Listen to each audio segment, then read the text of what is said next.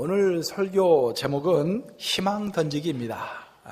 우리가 뭔가를 던지긴 던져야 할 텐데 희망을 던지자라는 그런 의미로 희망 던지기라고 했는데, 오늘 설교는 특별하게 내가 교회 봉사를 해야 할까 말아야 할까 망설이는 분들, 또 교회 봉사를 하고 있으면서도 자꾸 시험받고 마음에 어려움이 생기는 분들, 그런 분들에게 도움이 될 줄로 믿습니다.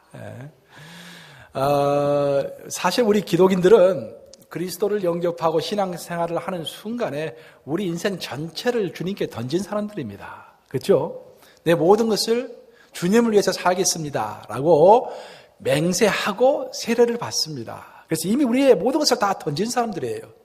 그런데 참 묘하게도 우리의 모든 것을 다 던지기는 쉬운데 일상에 살면서 조그만 것들을 던지기는 참 쉽지 않다라는 것입니다.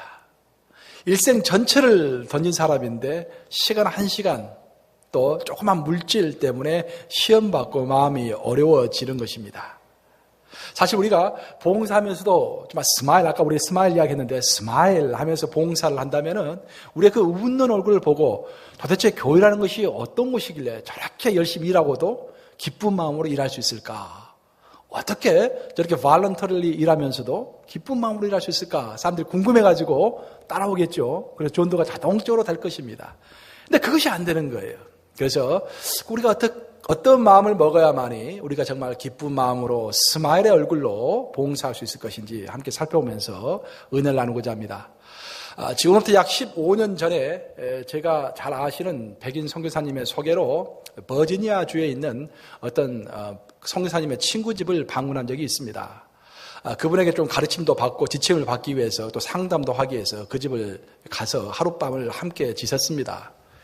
그분은 선교단체에서 일하고 있는 간사였는데 정말 간사에 걸맞지 않게, 간사라는 직업이 나쁘다는 말이 아니라 간사는 어떻게 보면 청빈한 직업인데 그 청빈한 직업에 걸맞지 않게 그 저택이 푸른 초장 위에 말 그대로 정말 웅장한 대저택, 그런 저택에서 살고 계셨습니다. 미국에 이런 저택도 있구나. 물론 제가 많이 다녀보지 않아서 그랬겠지만 참 좋은 저택이었습니다.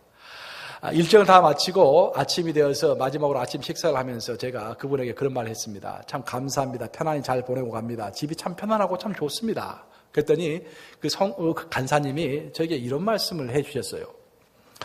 사실 저는 오래전에 고등학교 선생님으로 일을 했습니다. 그때 제가 출석하던 교회에서 연로하신 분들을 잘 돌보라고 저에게 직책을 맡겨주셨습니다. 저는 그 직책이 하나님께로부터 온 것이라고 생각하면서 있는 힘과 열정을 다해서 내 부모님을 섬기듯이 그 연로하신 분들을 잘 섬겼습니다.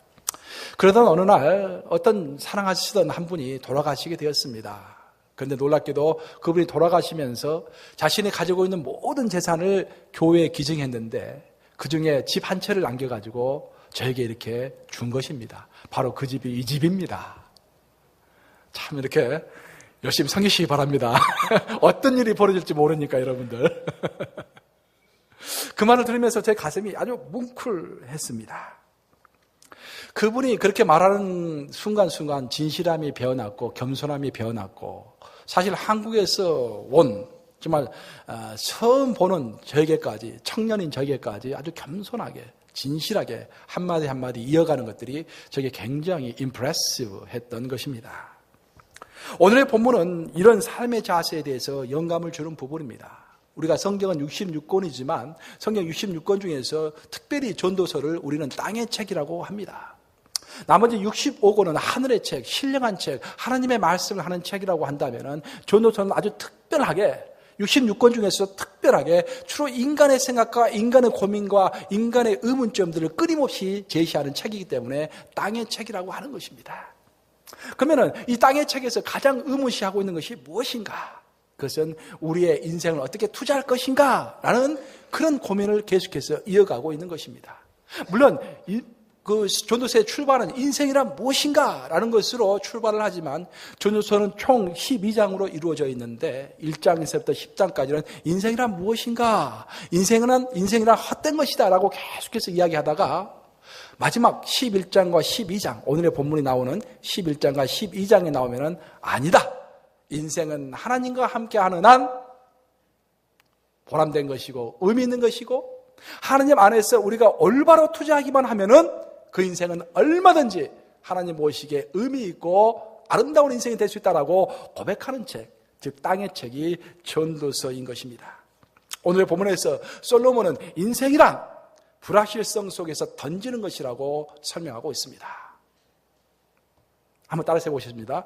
인생이란 불확실성 속에서 던지는 것이다.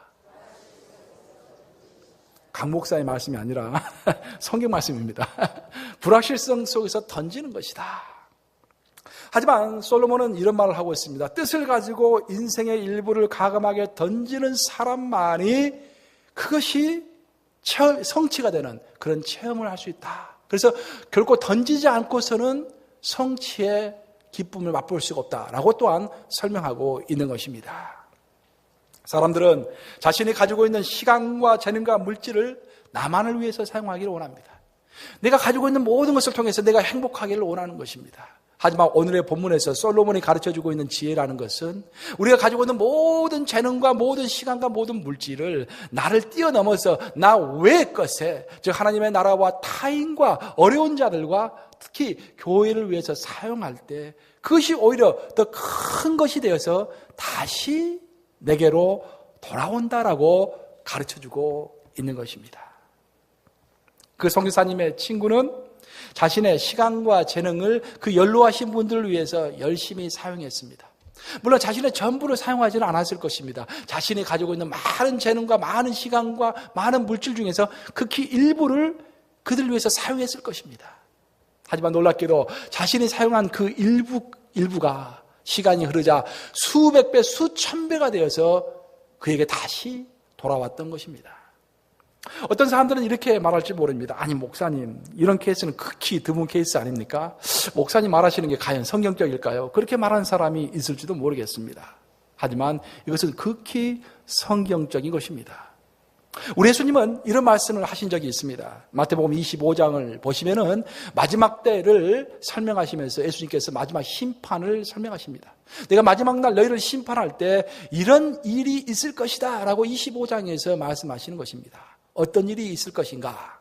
예수님이 말씀하시기를 내가 줄일 때 너희가 먹을 것을 주었고 목마를 때 나로 하여금 마시게 하였고 내가 나그네 되었을 때 나를 영접해서 대접해 주었고 헐벗을 때 옷을 입혔고 병들었을 때 돌아보았고 옥에 갇혀 있을 때 너희가 나를 찾아왔느니라. 그러자 의인들이 그 말을 듣고 대답합니다. 아니 주님, 우리가 언제 주님의 줄인 것을 보고 음식을 대접했으며 언제 주님이 목마르시는 것을 보고 우리가 마시게 하였나이까? 우리는 절대 그 땅에 있었을 때 하나님을 만난 적도 없고 하나님을 대접한 적도 없습니다. 그러자 예수님께서 말씀하십니다. 내가 진실로 진실로 너에게 이르노니 너희가 여기 내 형제 중에 지극히 작은 자 하나에게 한 것이 곧 내게 한 것이니라. 이웃을 위해서, 하나님의 나라를 위해서, 교회를 위해서, 조국을 위해서 정말 내가 했던 지극히 작은 것, 그 작은 봉사와 헌신이 하나님의 큰 칭찬이 되어서 마지막 날 우리에게로 되돌아오리라는 큰 메시지인 것입니다. 이처럼 물질이 됐든 시간이 됐든 우리 하나님께서 보고 계시다라는 그런 희망으로 뿌리시는 여러분들 되시기를 축원합니다. 아울러서 하나님의 나라를 위해서 우리가 뿌리는 것은 반드시 되돌아온다라는 것을 마음속에 확증하심으로 살아가시는 여러분들 되시기를 축원합니다. 사도 바울은 교회 봉사와 전도에 지쳐있던 갈라디아 성도들 향해서 이런 말을 했습니다. 갈라디아 성도들이, 초대교회 성도들이 열심히 전도했습니다. 열심히 섬겼습니다. 매일 성전에서 모이고 매일 집에서 모였습니다. 그러니까 피곤했겠어요? 피곤하지 않았겠어요? 굉장히 피곤했죠. 우리 교회도 지금 보니까 울린 가족들 소그룹 일주일에 한 번씩 계속 만나더니 지금 점점 뜸해지는 것 같아 보니까, 지금 만들어 보니까 피곤한 거예요. 한 2년 지나고 나니까 피곤해진 거예요. 똑같았어요. 갈라디아 성도들도 우리가 사도행전을 읽어보면은 초대교회 성도들이 매일 집과 성전에서 모였다라고 되어 있습니다. 그러니까 매일 성전에서 모여서 기도하고 새벽 기도 막 했는지 모르겠어요. 기도하고 저녁에는 집에서 함께 모여가지고 떡을 떼면서 같이 식탁을 나누고 매일 한 거야. 처음에는 열심히 잘했겠죠. 그리고 또 구제 활동을 열심히 했습니다. 그렇죠? 초대교회 성도들이 구제 활동을 열심히 했잖아요. 매일 한 거야. 그러다가 며칠이 지나고 나니까 몇 년이 지나고 나니까 드디어 피곤해지기 시작했던 것입니다. 그런 교회 봉사와 전도에 지쳐있던 갈라디아 성도를 향해서 사도 바울이 이런 유명한 말을 하고 있습니다.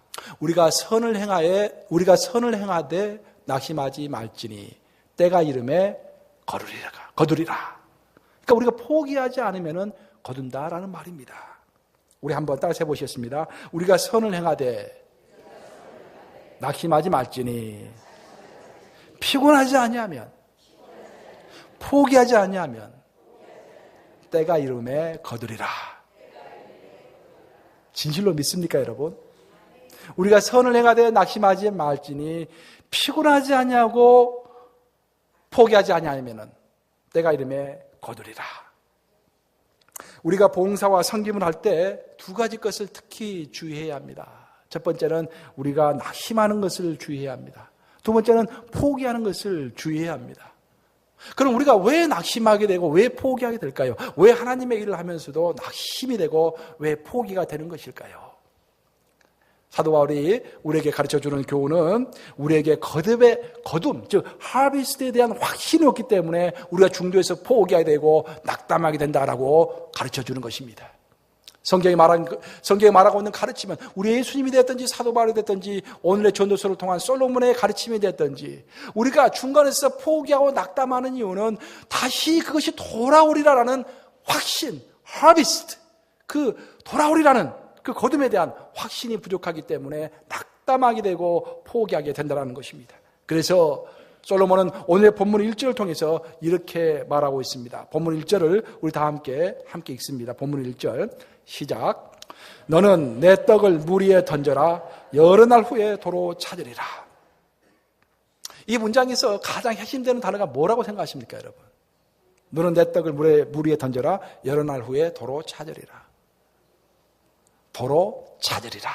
이 말이 가장 핵심인 것입니다. 따라서 해보세요. 도로 찾으리라. 얼마나 확실합니까?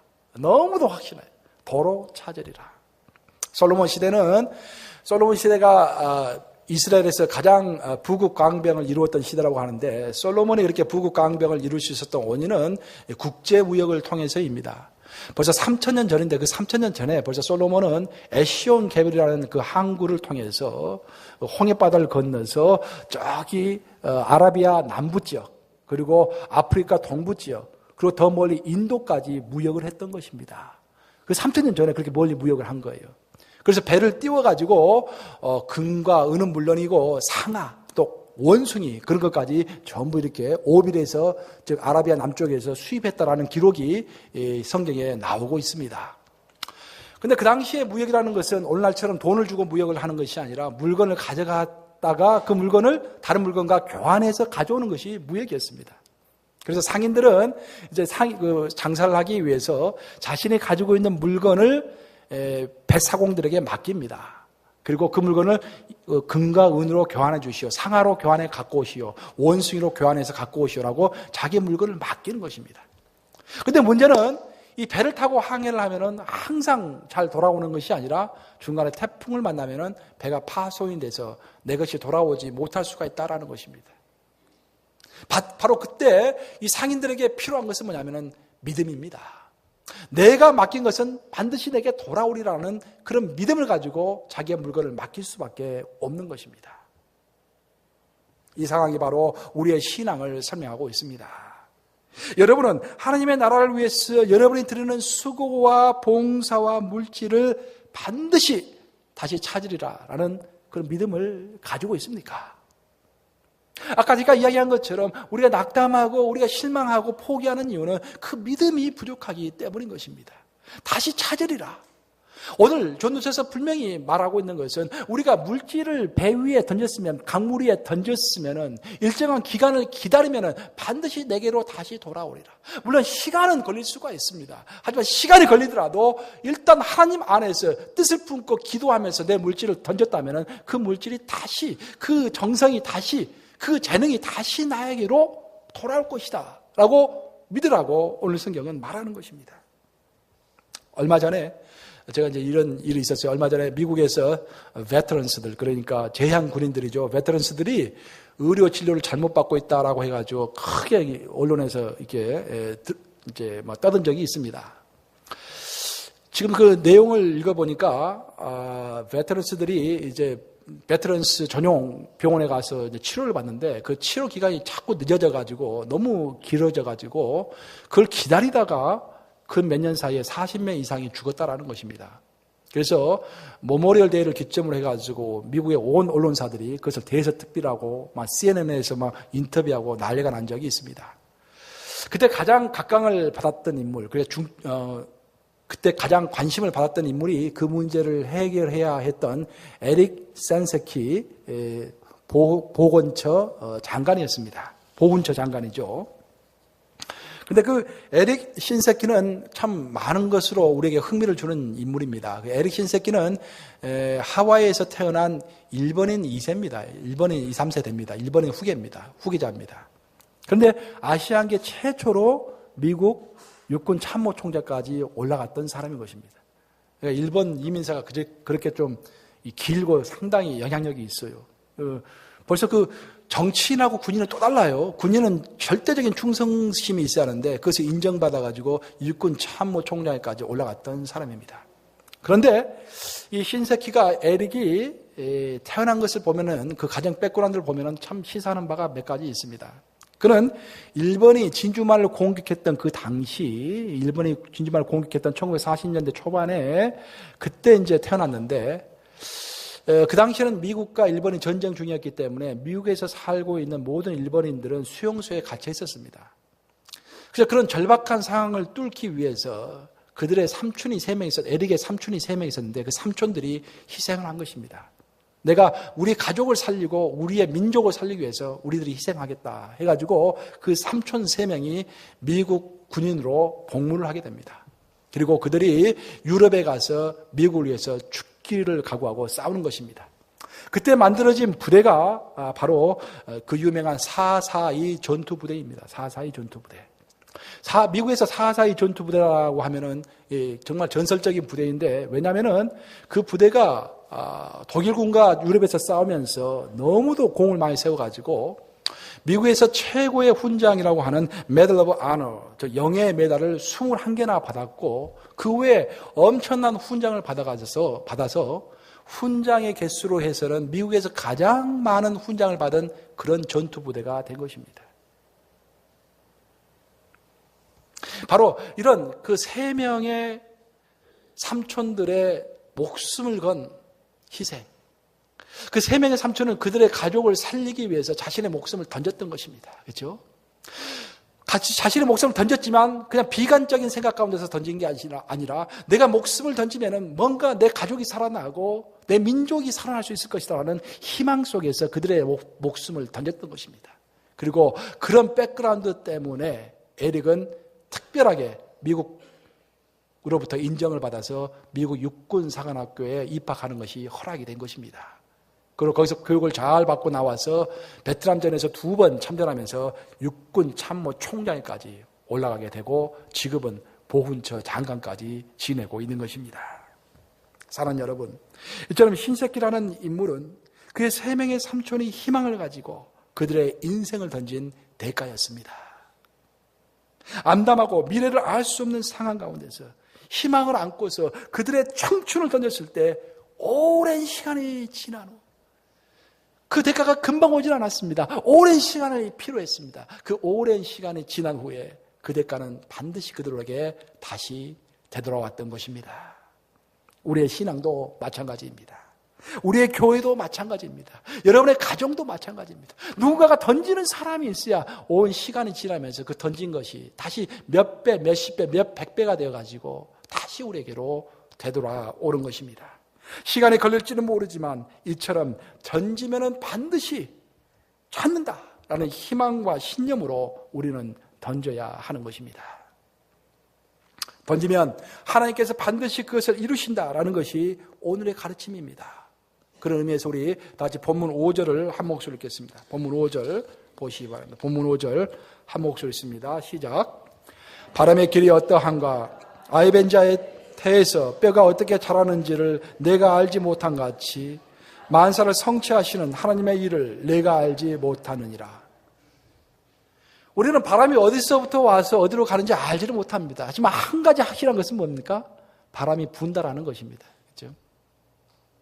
우리는 엄마의 뱃속에 있는 아이가 어떻게 해서 뼈를 갖게 되는지 알 수가 없습니다. 어떻게 뼈가 태어나는지 생겨나는지 볼 수가 없습니다. 하지만 확실한 거 하나는 아이가 태어날 때는 뼈를 가지고 태어난다라는 것입니다. 마찬가지입니다.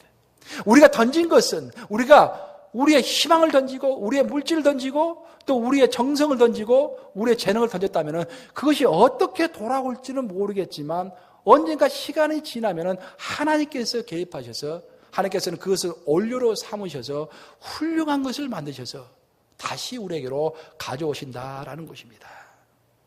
그래서 본문 6절에서 솔로몬은 이런 말을 하고 있습니다.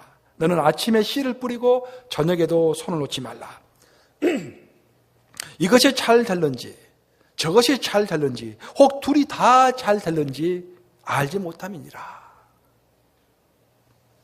우리가 모험하는 자세로 인생의 밭에 뿌린 것을 나의 것을 뿌렸다면 그냥 손 놓지 말고 그것을 잘 돌보라라는 것입니다.